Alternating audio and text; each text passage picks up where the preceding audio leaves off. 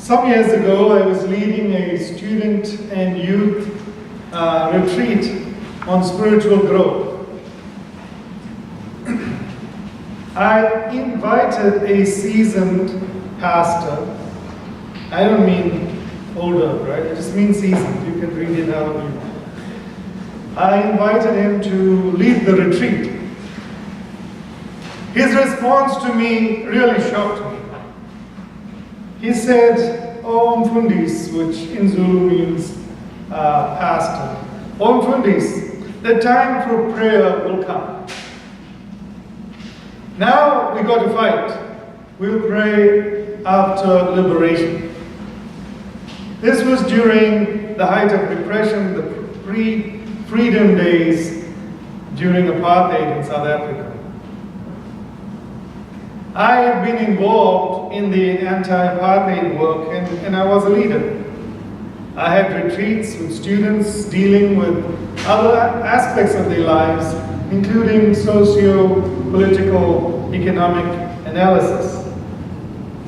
But part of my passion was that students should develop a deep spiritual life also. So you can imagine I was quite upset that this seasoned pastor would say he wasn't going to lead a retreat because the time for prayer was not yet. During the time in South Africa in the 80s, there was also the rise of the charismatic movement. You understand the charismatic movement? We used to call them the happy clappers. Someone in Durban did a study, one of the professors at the University of Natal, and was the state university, did a study on this group.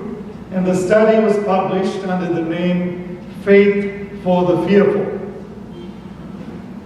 The thesis of this book was that people gravitated towards the happy clapping because they wanted to hide from the harsh repression of that time. So it made them feel that everything was okay because they really did not know how to deal with the repression. They escaped into what we know to be the gifts of the Spirit. Sounds like a good thing. My friend who refused to lead my retreat was on the other extreme. He said, no prayer, no escape. But I think at the end of the day, they were both escaping something that is central to what the gospel is, and I will speak more about that. Who of those two represented in the 80s was right? The one was saying don't pray because we need to get liberation and freedom. The other was saying, well, freedom and liberation will come, we just need to hide in prayer. I don't know if they would say hide in prayer, but that was the net effect of their kind of spirituality. Doesn't sound like America, does it? I'm not talking about the 80s, I'm talking about now, the 21st century. But we won't go there. I like that term, we won't go there. We go there, we just kind of not go there. I spent 6 years in Minnesota, so I know all about passive aggressive. Some of you didn't get that, right? That's all right. So let's look at what is the image of Jesus that the world sees and expects. The average person has this image of Jesus, whether they are Christian or non-Christian. That Jesus that they hear in children's songs. So what's that Jesus? The gentle Jesus, meek and mild. I think the song goes, look upon this little child. They're away in the manger, no crib for his bed. kind of mild and meek, and Jesus kissing babies and petting lambs. Not very much different from politicians, right? They pet dogs and cats. Remember Jesus cautioning his disciples who were sending the children away, saying, no, don't stop the children. I want them to come to me. And we have pictures of Jesus sitting down on maybe a stone with a child on the one knee, and then the next time we see another picture was Jesus carrying the lamb on his shoulders.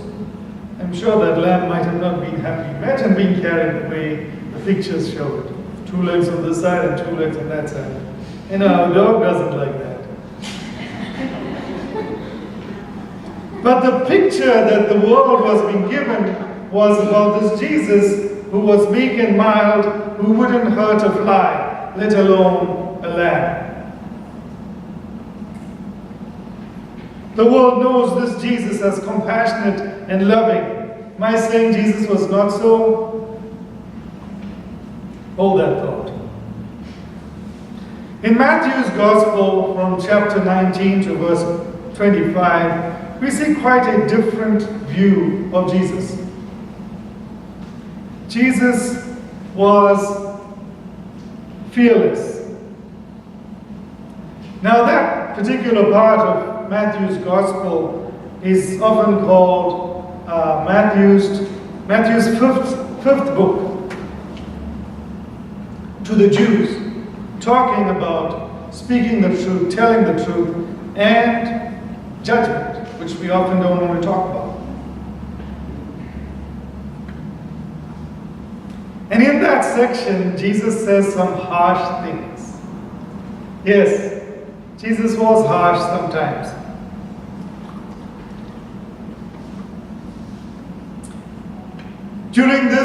In this section of Matthew's narrative, he topples the tables.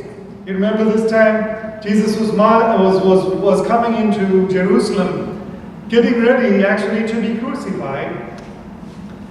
And he goes into the temple and he sees that they are busy abusing the temple, changing money and stealing sacrifices from the poor and reselling it. And what do we know Jesus did? He walked into the temple, he turned over the tables, he made a whip of cords. Read Mark's account of that. And he whipped, we don't know who, they don't go as far as saying whether he whipped the people or the cows. It just says he whipped them out, saying to them, "Get out! You make my Father's house a den of thieves."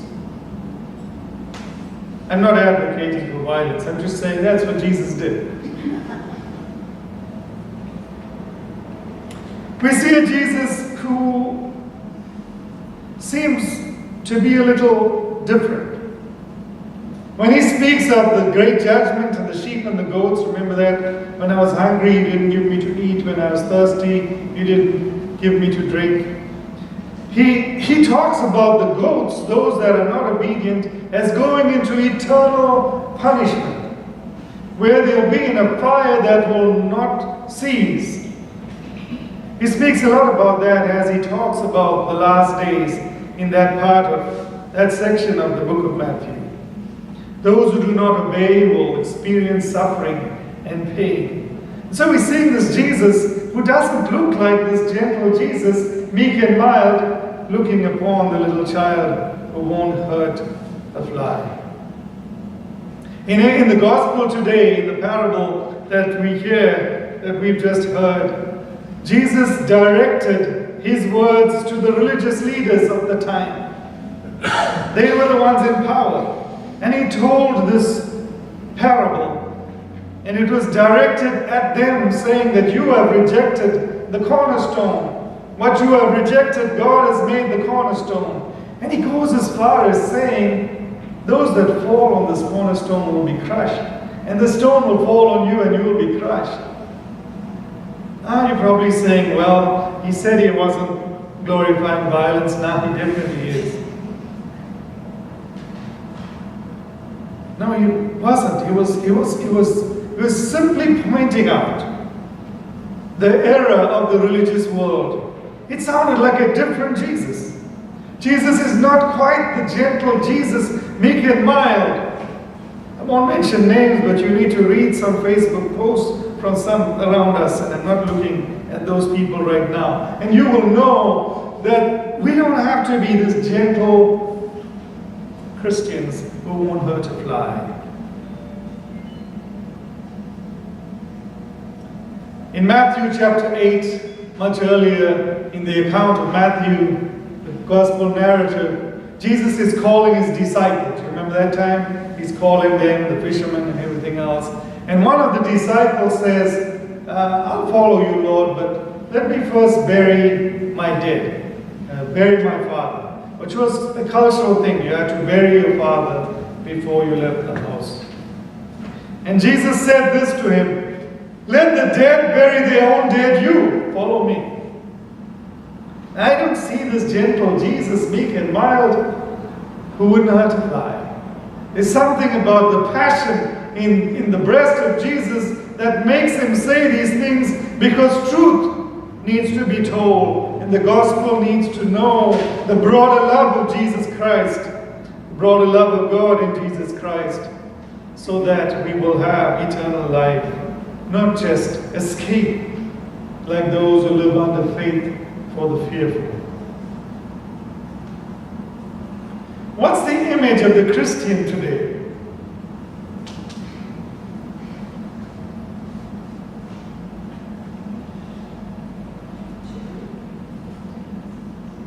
You know, when we act like the way I just described Jesus act, we are told we are unchristian. I was leading something in South Africa when I was arrested, and the arresting officer said, "This is not Christian, you should be praying." I was simply organizing a protest march. Sounds familiar, right? Challenging the authorities, speaking truth to power. Simply being forceful in a world that is not being ordered according to the character of Jesus and the values of the kingdom of God. And we are told we're not acting as Christians.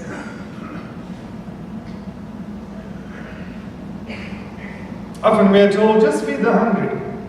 Just give water to those who are thirsty. Do these nice things, because that's what Christians do. Even some people were upset with our very peaceful procession last week that proclaimed love, not hate, because it seemed too much.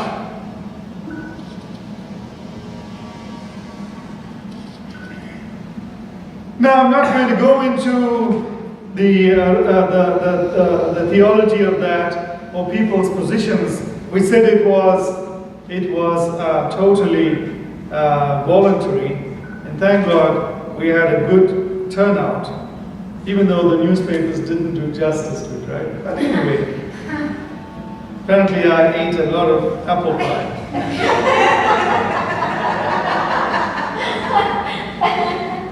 Of my efforts, they still missed it.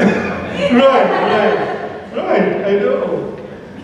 I met Bishop Ayende last week. Some of you met him, right? He was visiting, my former bishop. And he said, he laughed at me because he used to be in media. He was a broadcaster. And he said, well, at least they said you just devoured 3 slices of apple pie. So it made me look like kind of soft. That's fine. Christians are meant to be warm and cuddly, and people who eat apple pie, I suppose.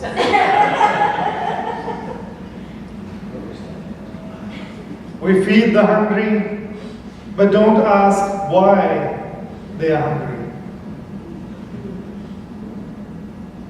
We visit the prisoners, but don't ask why is it that there is an inordinately higher number of people of color in our prisons. We don't ask that, because that makes us not so nice. but we visit those in prison. We take care of the poor. In this country, 44 million people are living in poverty. 44 million people. We don't ask, we're not allowed to ask, why is it that in a country that is the most prosperous, one of the most prosperous nations in the world, we have to have such a high number of people living in poverty across the race and class lines. In fact, just so you know, there are more white people living in poverty than people of color. But we can't ask that because we need to be innocent. When we visit and walk with the sick in hospitals, we should not ask why pollution and problematic food production has led to the rise in so many weird, I'd say weird illnesses.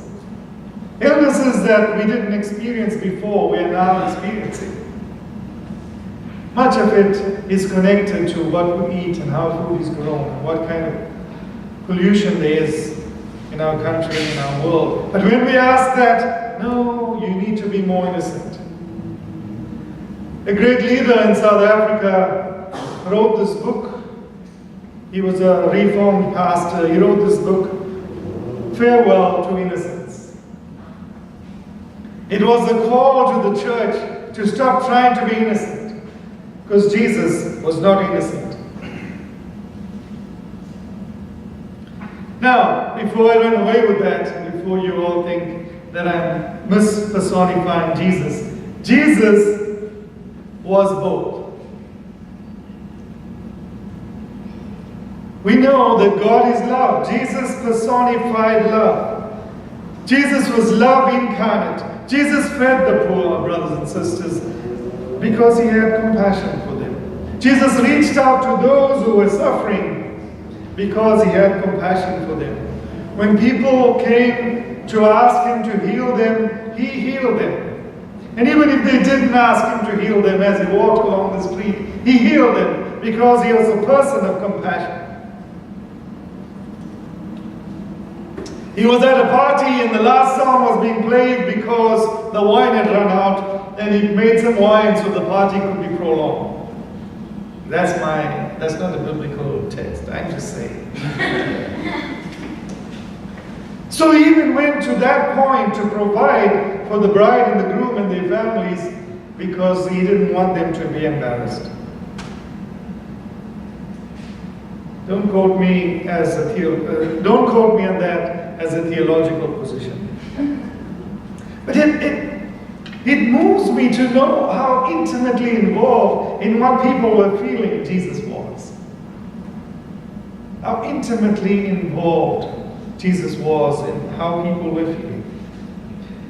He knew that Peter was upset because his mother-in-law was sick, and he healed her.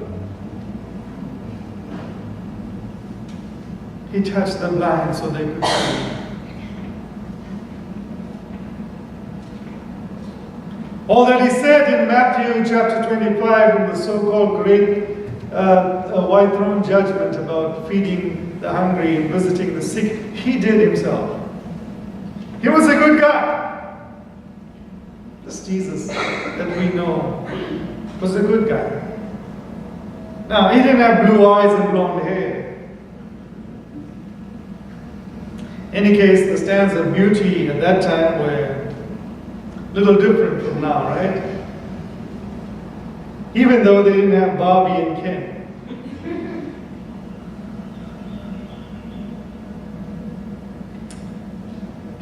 People were drawn to him. As a young man, Luke tells us that he grew in wisdom and stature and favor with all people. He was a winsome person.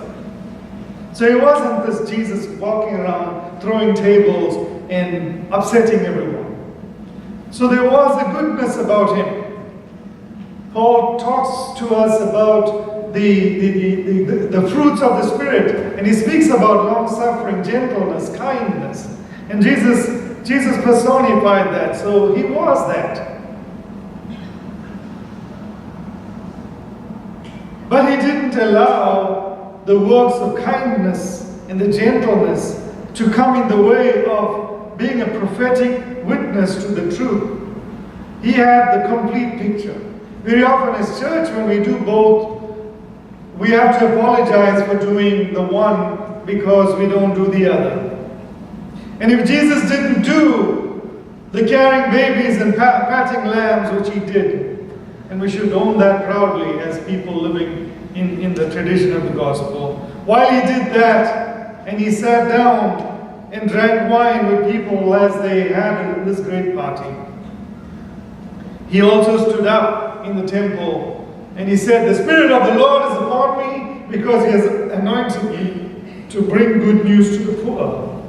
And he lived that, and he challenged, as we know from the gospel reading today, he challenged those in power. If he didn't have both, then it will just be a mushy Jesus.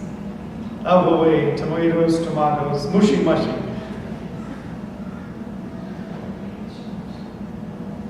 And the love of God is not a mushy love. The love of God is a love that is real, that it speaks the truth when there's a violation of truth, and it wouldn't break a reed when the reed needs to be preserved. Jesus had both. And so we need to be both every day, brothers and sisters. That is what God is calling us to be. The same like he was. We will be gentle, and we will be that person that people will describe as harsh for the sake of the truth. I met a young man once who had become an agnostic. So an agnostic is someone who claims neither faith nor do they disbelieve God. So it sounds almost like, how can we have this person? They're not atheistic. They don't say they don't believe in God. But at the same time, they don't believe in organized religion.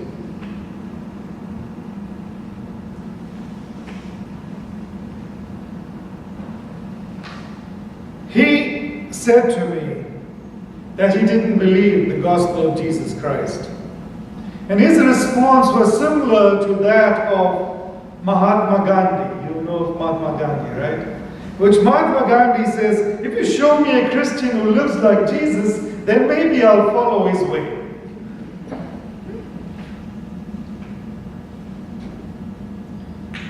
It's such a tragedy that someone who loved "When I Survey the Wondrous Cross," that was his favorite Christian hymn, didn't come to faith.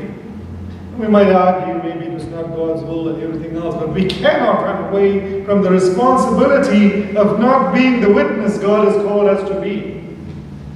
Mahatma Gandhi showed the world more kindness and love and self-sacrifice than many of the people at the time. When he was in South Africa, it was Christians who were oppressing him, who threw him off the train in the name of Christ. So often in everyday life, we encounter Christians in the workplace, even on the sports field, dare I say, who behave like devils, and then come to church and we think they're angels. Or when they have a conversation about Jesus Christ, we think they are angels. That particular man told me that a church leader used this excuse that he was bold for the gospel and he had to be hard. And so he treated young people with disdain and harshly, with no respect and no care, because he apparently needed to be bold for the gospel. And therefore this young man left the church and started to wonder whether faith in Jesus Christ really means anything to anybody. We ought to show care and gentleness when it is called for. But we need to talk straight and stand up for the truth when that is called for. Now, why don't we, I'm coming to a close, why don't we keep that balance. Come on. I don't know who has that balance. I know I don't have that balance.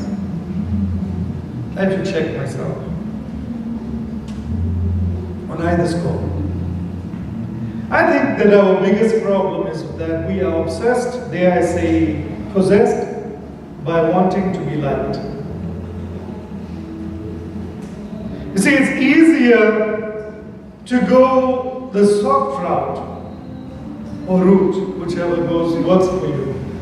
It's easier to go the soft route because then we are liked. I was in Chicago this last week for a few days, and I met quite a few bishops there. And I smiled because the conversations I had with them were so different from the conversations I normally have with bishops. So rather than challenge them in this short time that I was there on their lack of centrality of Christ in their witness. That's a big thing, right? And sometimes you have to challenge people. Bishop, why isn't Christ central to your call and mission? I had this conversation with the one bishop. Hey Bishop, let me see your teeth. Because he had put in, what do you call those things? Some kind of invisible braces. Right? And so his teeth were straight, and he said, hey, and now I can smile. And that very same bishop, the last time we spoke, it was not a very mushy conversation. Another bishop who I challenged about something else, about standing up for justice, I spoke with that person and I said, oh, you're looking young today. And she said, yeah, I'm growing my hair out. And, she didn't show any hatred towards me. It was easier to have those conversations than to say, Bishop, we need to stand up for the truth in the public arena.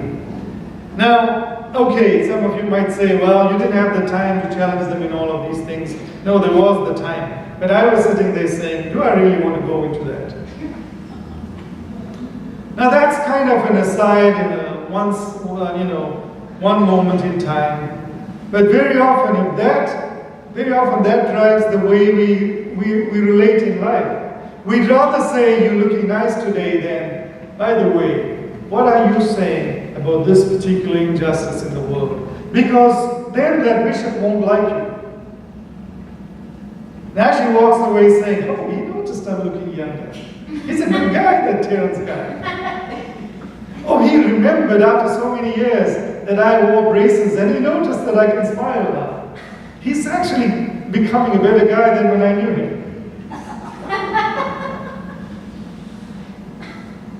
And so I walk away from there feeling no agitation, feeling like, hey, I'm a good guy.